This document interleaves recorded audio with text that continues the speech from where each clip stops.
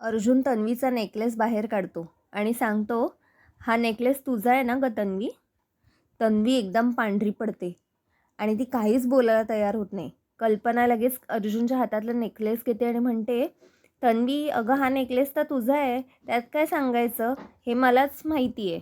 मी पूर्णाईसोबत गेले होते ना घ्यायला, त्याच्यामुळे मला माहिती आहे.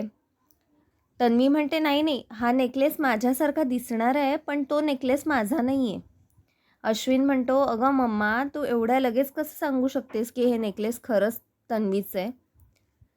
कल्पना म्हणते, अरे पूर्णाईसोबत मीच तर गेले होते घ्यायला आणि आम्हा बायकांना हे सगळ्या गोष्टी लगेच समजतात. मला तर हॉलमार्कसुद्धा माहिती आहे ह्या नेकलेसवरचा.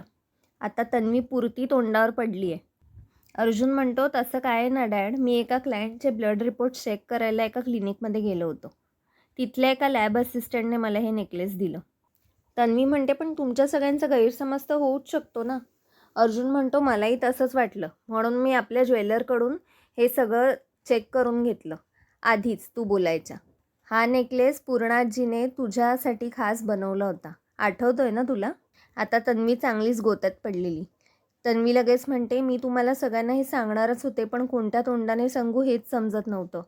ते काय आहे ना, म्हणजे एक मैत्रीण आहे सारिका नावाची, तिची ना हालत आता खूप खराब आहे आणि तिला मदतीची खूप गरज होती, म्हणून मी हे म्हटलं हे नेकलेस तरी देऊन टाकते, तेवढा तरी तिला हातभार लागेल.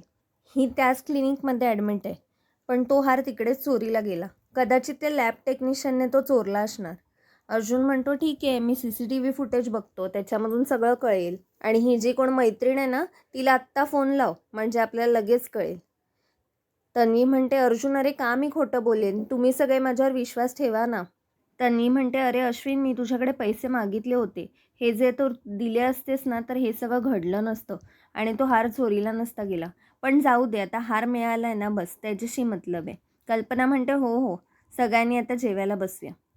तन्वी मनात म्हणते, ज्या अर्थी हा नेकलेस या दोघांच्या हाताला लागला आहे, म्हणजे मला तो DNA रिपोर्ट बदलून मिळणारच नाही, म्हणजेच अर्जुन आणि सायलीला खरा DNA रिपोर्ट मिळेल.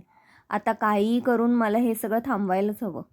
पुढच्या भागात दाखवतात की तन्वी नागराज आणि महिपतला भेटायला जाते जेलमध्ये आणि त्यांना सांगते की मी एका आठवड्यात तुम्हाला बाहेर काढेन, पण एक गोष्ट तुम्हाला करावी लागेल. नागराज म्हणतो, काय करायचं आहे. तन्वी म्हणते, अर्जुन आणि सायलीला संपवून टाकायचं.